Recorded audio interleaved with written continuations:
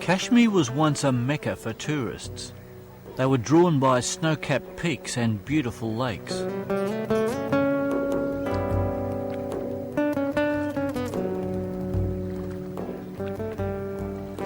This lake, it was like paradise, like a jewel in a crown, we used to call it. Sometimes you can watch a fish is going past you, and you can look up and you can see blue sky. You can look far as you can. Round you can see mountains, all houseboats. How nice is this? I mean, you are all alone there, and think about around you, it's just lake and quietness.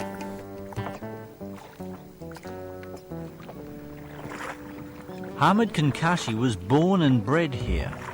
The lakes have been his inspiration and his livelihood. Tourists queued up to rent his houseboats, but not anymore.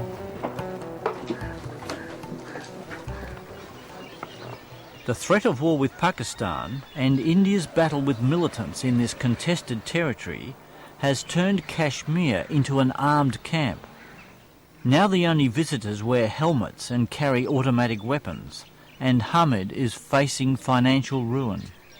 It's very bad happening here. It makes me sometimes really cry. The most you can see around the lake here is about 1,000 houseboats around this lake. They are all empty. Even the hotels are empty. All the shopkeepers are crying. Everybody is crying. There is no help from the government. There is no help from any bloody person. Only our ministers, today they said this, tomorrow they said this, but no help. Not help at all.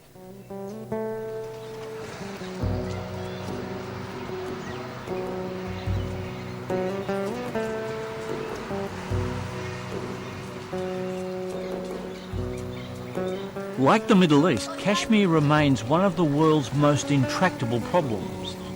In the 1947 partition of India into India and Pakistan, Kashmir was a majority Muslim state which stayed with India. Pakistan immediately attacked to win back what they believed was rightfully theirs, and India fought back. 55 years and 3 wars later, a line on the map called the Line of Control now marks the unofficial boundary between the two nations. Kashmir remains bitterly contested by both sides. Both India and Pakistan think that Kashmir, in a sense, completes their nationhood, that it's vital to their sense of nationalism and identity. If there was to be a trigger for all-out war between these nuclear-armed neighbours, it could have been this.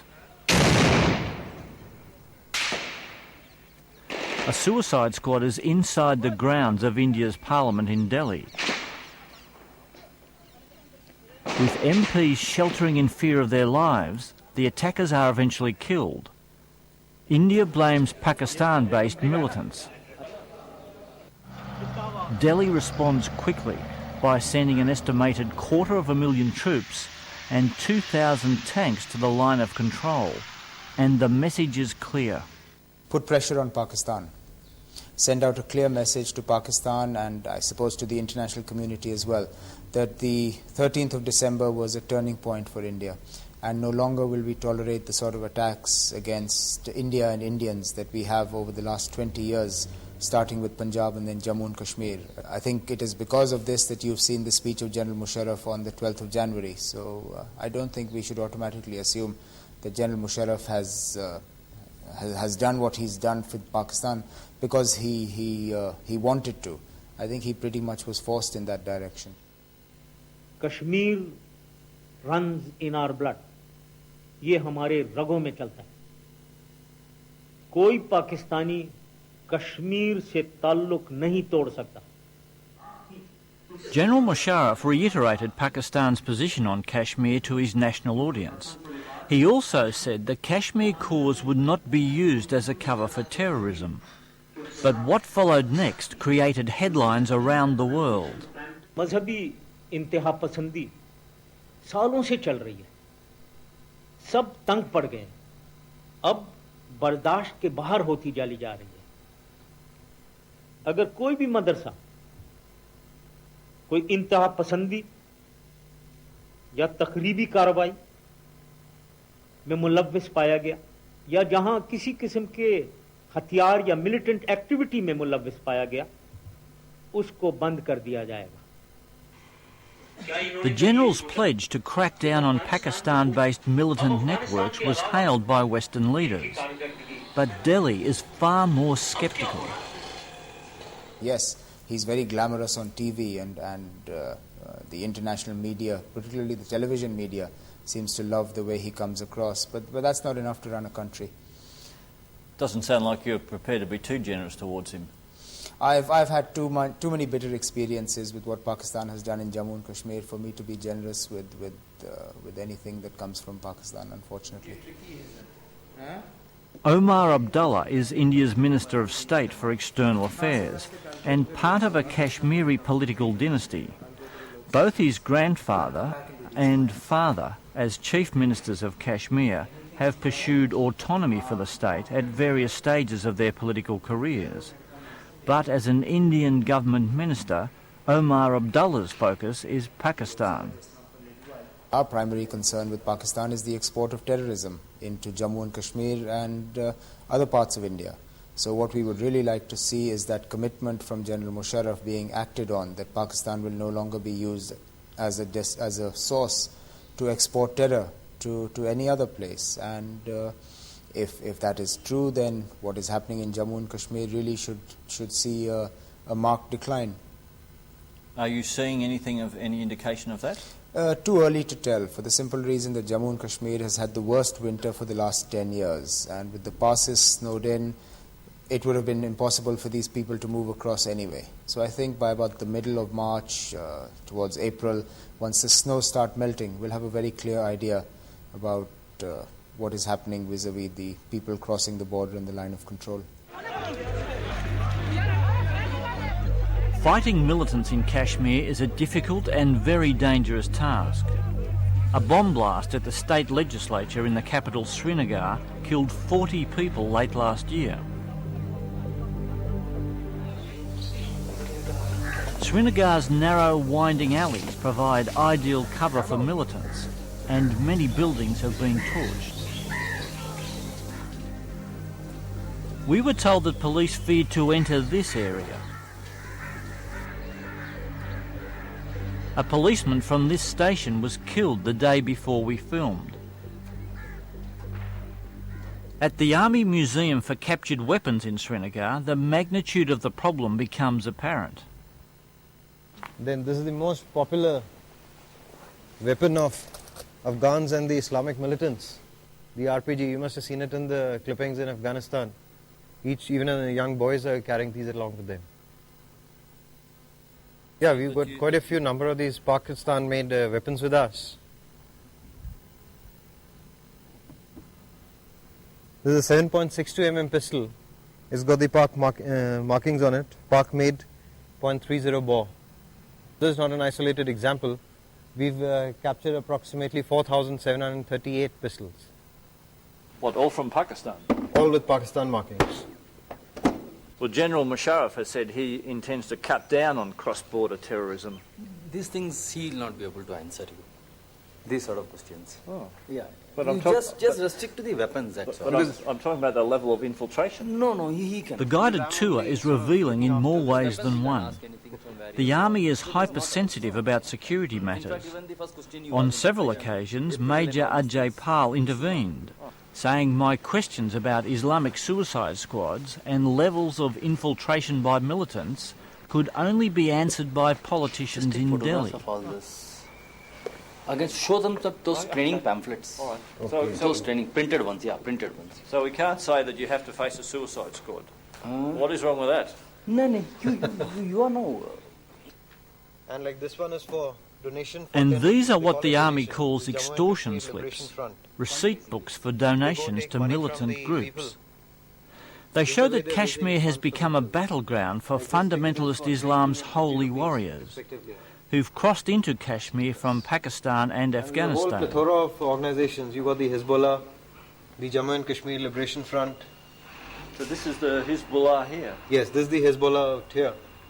But long before fundamentalists arrived in Kashmir, there was and remains a popular independence Jammu and Kashmir movement. Islamic Jung. Its militant wing, the Jammu Kashmir Liberation Front, or JKLF, took up arms in the late 1980s. The JKLF is led by Yasin Malik. He's currently recovering from a heart operation. So there was no fun when Government of India did not provide a space for the non-violent struggle. So there was no funds. So that was the only reason that we started the armed struggle, just to convey to the international conscience and Indian conscience particular that we want to be heard. To wear jeweled eyes. While the JKLF fought for independence, other groups in Kashmir want to unite with Pakistan. The JKLF and the pro-Pakistani forces even fought each other in the early 1990s. Whatever their goal, the Indian Army's response to militants has been brutally simple: wipe them out. Because after all, the 500,000 security forces are not here for sightseeing. I mean, they are here to kill people, to neutralize militancy. And so in that perspective, we fear that it will continue. I mean. And the Army's campaign comes at enormous cost to ordinary Kashmiris. As this forthcoming documentary shows, it seems as if almost every family has lost a loved one. हमें ये नहीं पता लगा कहाँ हमारा बच्चा कहाँ है, क्या उसके साथ हो गया, या आर्मी ने किया या किसी और ने किया, हमें ये पता नहीं है. हम ये कहे, हम कहे गवर्नमेंट से बोलता हमारा पता लगाओ बच्चे का क्या हो गया उसके साथ. अगर आर्मी ले गई, आर्मी तो मार कर देती है, डेड बॉडी देती है. अगर कोई भी मारेगा उनको तो डेड बॉडी मिल जानी चाहिए. हमें इतना है, आप रोशनी भी चली गई है. इसका कोई साधन नहीं है, इसका अब बूढ़ा है, मर जाएगा तो कौन उठाएगा इसको. हम इतने कश्मीरी इतने खराब हो गए, जलील हो गए. मैं ये एक नहीं हूँ, हजारों हैं, लाखों हैं ऐसे. During their campaign, they have indulged in the unprecedented human rights violations here. I mean, in all sort of human rights violations, the extrajudicial executions, custodial deaths, torture, then disappearances. We have 4,000 to 5,000 people who have been arrested by the law enforcement agencies since 1989. These are the nameplates, wherein the names of the disappeared persons will be written. Pervez Imroz, a human rights activist, and others sought to erect this memorial in Srinagar to the disappeared. They even laid the foundations before the army came and ripped them out.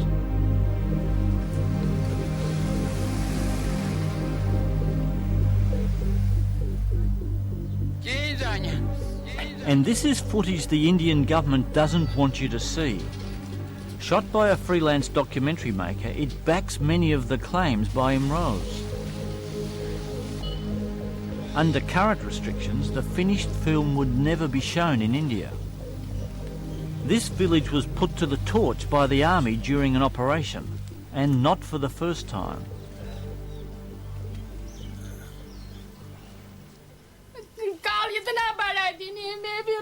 This woman's son was taken away by the army and has never been seen again. मेरे पास 3 बेटे हैं, मगर वो काम भूल जाएगा.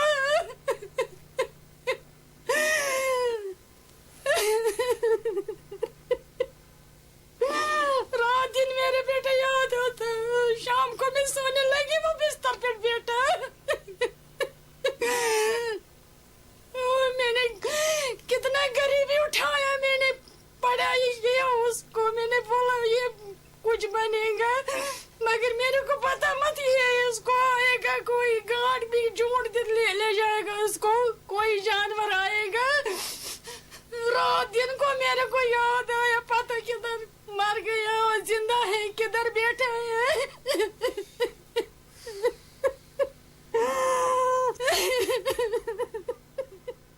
Are there occasions when the security forces step out of line? Unfortunately, yes, it does happen. But in a fight against terrorism, in a campaign of this nature, it is unfortunate, but there will be innocent civilians caught in what happens. We've seen it in Afghanistan as well. It does happen. It's unfortunate. Everything has to be done to avoid it.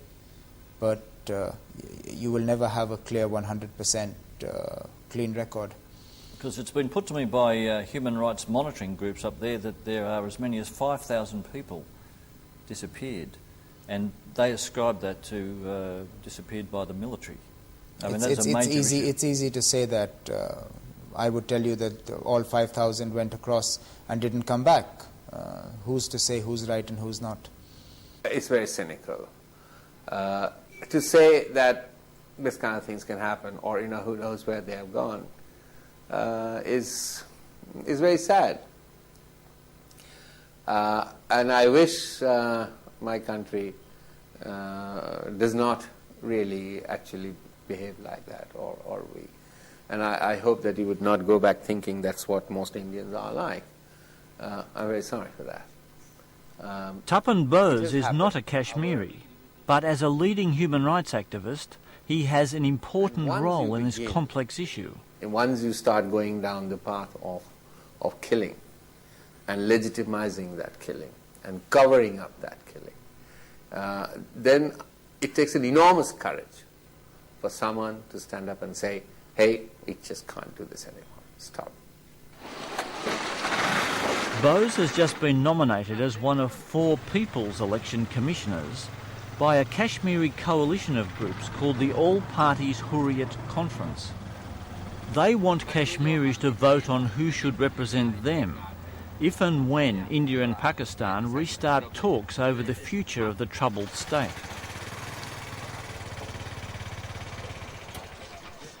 Last month, a conference in Kathmandu, organised by Bose, to bring Kashmiris from both sides of the line of control together to discuss these matters, was cancelled by Nepal, according to Bose, after pressure from India. A representative or an officer of the Home Ministry of the government of Nepal called my office in Kathmandu and said that in response to India's support to Nepal in its struggle against the Maoist terrorists, Nepal must respond to India's request that its territory cannot be allowed to be used for anti-India activity. And it is in that regard that they have decided to disallow the holding of this meeting. So we didn't have a choice. Anti-India activity? Yes. That means having a discussion about the future of Kashmir and, yes. and the role of people in that? Yes. Obviously, talking peace is anti-state.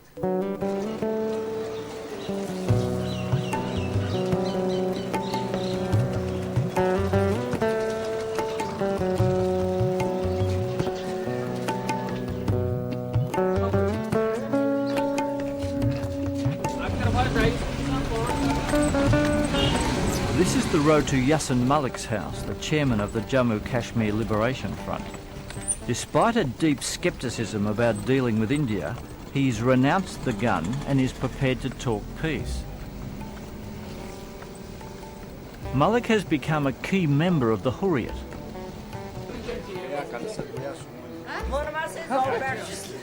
In his front yard, goats are being slaughtered as part of the Muslim festival of Eid.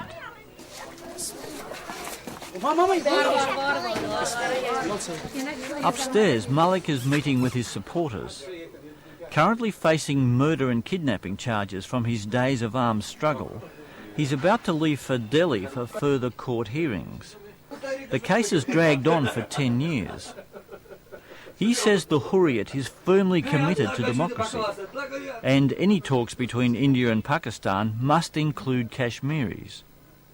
Our constitution is that people should be given a free choice to decide their future. We will accept the democratic decision of the people of Jammu and Kashmir. Because Kashmiri people are the principal party to the Kashmir dispute, so whenever the dialogue will take place, it must be a tripartite dialogue between India, Pakistan and the people of Jammu and Kashmir. Back in Delhi, Abdullah Omar says the Hurriyat is nothing more than a front for Pakistan and its aspirations for Kashmir. At the end of the day, the Hurriyat conference has been put here to create trouble for us in India. Today, you can't talk to 21 people who have absolutely no claim to representing the people, except for the violence and the gun that they rely on.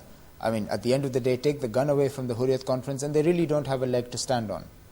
Well, if that is what he says is correct, so why doesn't he let them go and conduct this poll? Where is the problem?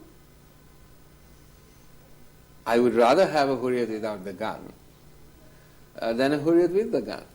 And since he and I agreed that the Hurriyat should not have a gun, and the Hurriyat has come and told me that they want to move away from the gun, they want to go to the people and participate in this democratic politics. Why is government of India feeling shy about it? Why don't they let them have it?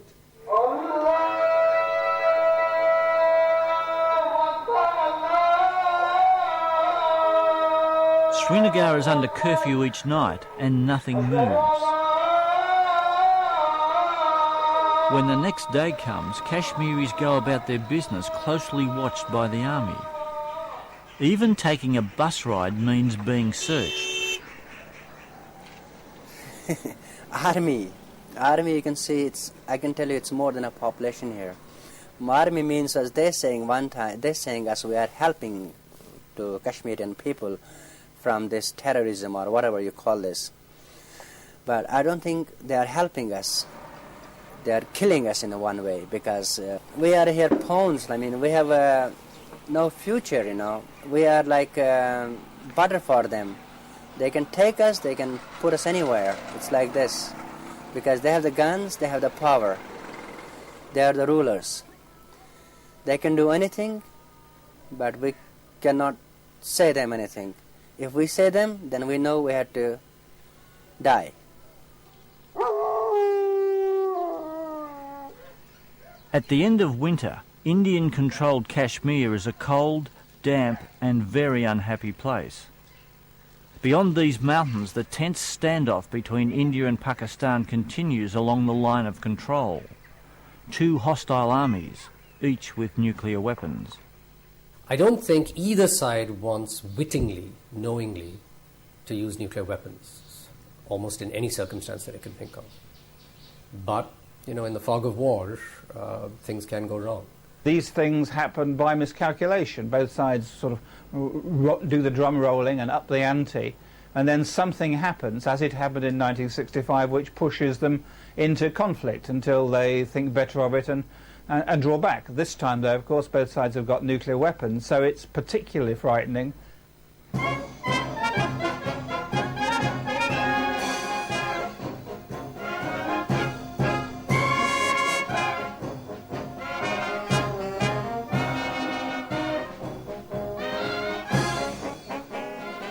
The prospect of war and the massive investment in weapons in the region is good news for arms manufacturers. Like bees to the honeypot, they flocked to this arms expo in Delhi last month, offering everything from fighter jets to the latest high-tech camouflage suits. This missile, the BrahMos, is part of India's arsenal. It's not nuclear-armed, but with a range of 290 kilometres, it could easily rain down on large cities in Pakistan. Because it's supersonic, it has got tremendous advantage. Not only the speed and reaching the target faster, it has got a high kill energy, 9 times than compared to the subsonic missiles. India is the giant of the subcontinent, and spending on defence has increased by more than 17% in its last 2 budgets. Pakistan also spends vast sums on weapons. Amongst many, the Israelis are enthusiastic about market potential. Hundreds of millions of dollars. We cannot mention names of customers because the policy of the company is not to mention the names of customers. But I can. It's big business for you here. Very big business. One of the main areas of business and technology in Israel aircraft industries regarding unmanned aerial vehicle. But good, big business for you on the subcontinent. That's correct. In many countries, many countries. It impoverishes both sides when you're looking at poverty or hunger or all of the problems that India and Pakistan have by the bucket load. Peter Preston is a former editor of the Guardian newspaper in Britain. He's been reporting on India and Pakistan for more than 30 years and sometimes ponders a subcontinent free from conflict. Golly, if these two countries weren't in a hostile posture, always shouting or growling at each other, always misunderstanding each other, what on earth would the subcontinent look like? It would look a much more prosperous place, it would look a much more united place, and I know from contacts on both sides that these are families who were split apart. These are friends from school who were split apart in the 1940s. People want to go to India from Pakistan and vice versa. They want them at an ordinary level to be understanding. Those who wield power in Delhi have heard this type of talk before and aren't concerned.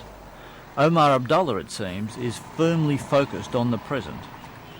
Until we see something on the ground that will convince us that General Musharraf means what he says, it is very difficult to retrieve anything from this situation.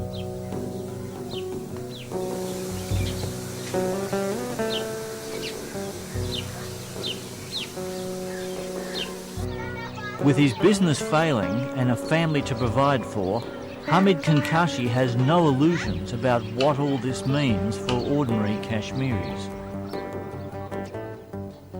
The big fight for us this time to make living, which we don't have. The most important thing, we have to survive our family, our kids, ourselves. When we have no business, what we do? I cannot carry this boat all the way from here to the America or to Germany. Please, I have a houseboat, come and stay in my houseboat. It's impossible for me. And there is no people who are going to buy this houseboat for me. So what we can do?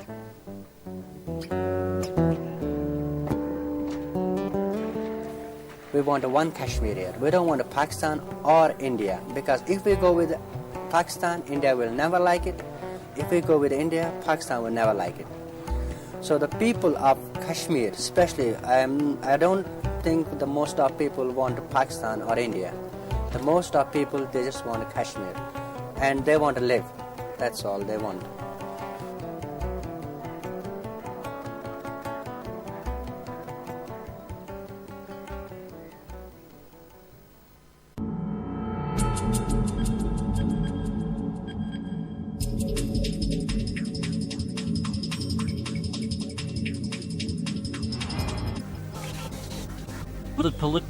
We will tell the